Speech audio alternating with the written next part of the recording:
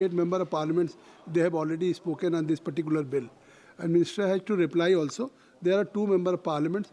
So I think it will take only 2 minutes. Sri Rajkumar Rod ji. धन्यवाद sir, आपने समय काफ़ी short कर दिया। मैं आपको केंद्रीय उत्पाद शुल्क संशोधन विधेयक 2025 पर मेरे जो विचार प्रकट करना चाहूँगा आपके माध्यम से। माननीय मंत्री महोदय, सर कैमरा नहीं आया, कैमरा आ गया सर, आपके माध्यम से मंत्री महोदय और सरकार तक मेरे कुछ विचार पहुंचाना चाहूँगा। ये जो बिल लाया जा रहा है, इसका मूल उद्देश्य देश में जो बढ़ते धूम्रपान नशा जो बढ़ रहा है उसको कम करना है या फिर हमें टैक्स को वसूलना है। मैं अगर इस बिल के माध्यम से देश में जो नशा मुक्ति का अभियान अगर तेजी से बढ़ता है और इस पर प्रतिबंध लगता है तो अच्छी बात है, स्वागत योग्य है। लेकिन इस बिल की वजह से मैं चिंतित हूँ उन किसानों की ओर जो रात को मतलब सुबह 4 बजे उठ के जंगलों में जाके तेंदू पत्ता कलेक्शन करते हैं और तेंदू पत्ता कलेक्शन करके 1-2 रुपए की वो बनाते हैं, पैकेट बनाते, वो देते हैं कंपनी वालों को। ये जो कानून लाया जा रहा है उसका असर कहीं उन किसानों पे नहीं पड़े जो जंगलों में जाके सुपारियों के बागवानों में जाके जो कलेक्शन करते हैं, इनके आमदनी पे इसका असर नहीं पड़े, उस बात से मैं चिंतित हूं। मैं जहां तक जो समझा हूं, हम देखते हैं देश में जिस तरह से धूम्रपान बढ़ रहा है, जिस आदिवासी दलित पिछड़े इलाके के अंदर जहां शिक्षा पहुंचनी चाहिए थी वहां शिक्षा नहीं पहुंची है, वहां पर नशा पहुंचा है।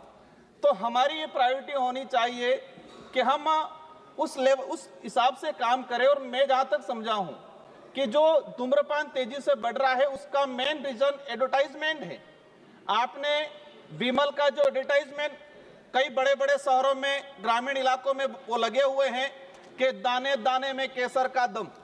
सलमान खान हो, मैं नाम लेना उचित नहीं समझूंगा, लेकिन 3-4 जो हीरो हैं वो कहते हैं कि दाने दाने में केसर का दम, और ये एडवर्टाइजमेंट करने के लिए उनको करोड़ों रुपया मिलता है। अब ये जो हीरो हैं ये एज आइडल बने हुए युवाओं के, और वो कहते हैं कि इसमें तो केसर का दम है। तो ऐसे एडवर्टाइजमेंट पे सरकार को प्रतिबंध लगाने की जरूरत है और ऐसे एडवर्टाइजमेंट करने वाले बॉलीवुड स्टारों पे भी कार्रवाई करने की जरूरत है। आज ट्राइबल इलाके के अंदर देखा गया है, मेरे जो जिला है डूंगरपुर और संसदीय क्षेत्र मेरा बांसवाड़ा, एक दिन के अंदर मैंने बीच में हिसाब लगाया था, एक दिन के अंदर 1 करोड़ 10 लाख के आसपास विमल का उत्पाद मतलब कहे की बिक्री होती है। और इसका मूल जो रीजन है कि हमारा कोई इस पे प्रतिबंध नहीं है, किसी प्रकार का कंट्रोल नहीं है, डुप्लीकेट चीजें भी बन रही है। सरकार जो ओरिजिनल जो सिगरेट बीड़ी तंबाकू उस पे, लेकिन इसकी कॉपी होके मार्केट में और विशेषकर ग्रामीण इलाके में इसकी जो डुप्लीकेट कॉपी या डुप्लीकेट जो चीजें जा रही है, इस पे सरकार क्या करेगी। मैं जानना चाहूंगा कि व्यापारियों पर टैक्स के साथ इन जो कंपनियां जो उत्पादन कर रही है, इस टैक्स का असर उत्पादन करने वाली कंपनियों पे और जो सेलिंग करने वाले जो व्यापारी है इन पे होना चाहिए, न कि जो ग्रामीण इलाके में जो किसान हैं उन किसानों पे अगर इसका असर होता है तो हमारे लिए दुर्भाग्य की बात ये। प्रतिबंध, मैं कहता हूं कि प्रतिबंध करना चाहिए, लेकिन प्रतिबंध की बात आती है तो हमें एक चीज ये भी उदाहरण के तौर में सामने आता है कि गुजरात के अंदर शराब प्रतिबंध है, लेकिन आज की तारीख में मेरा नजदीकी राज्य है, आज की तारीख में जहां पर प्रतिबंध है, गुजरात में शराब प्रतिबंध है, वहां सबसे ज्यादा शराब बिकती है। जो बोतल 500 रुपए की है वहां 1500 रुपए में बिकती है। तो इस बात पे भी हमें सोचने की जरूरत है। हमें सबको चिंतित होना है कि देश में युवा नशे के लत में जा रहा है।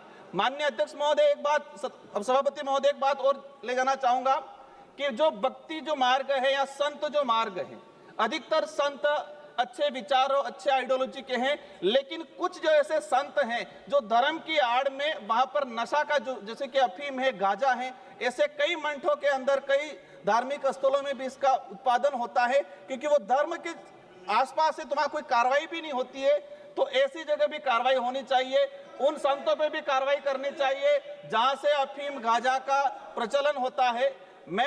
हमारे जो माननीय पड़ोसी उदयपुर के सांसद महोदय को क्या दिक्कत होगी है? मैं किसी का विरोधी नहीं हूं, लेकिन जहां से कुछ गलत होता है, हमारे युवा भटकते हैं, ऐसी जगह पे प्रतिबंध होना चाहिए।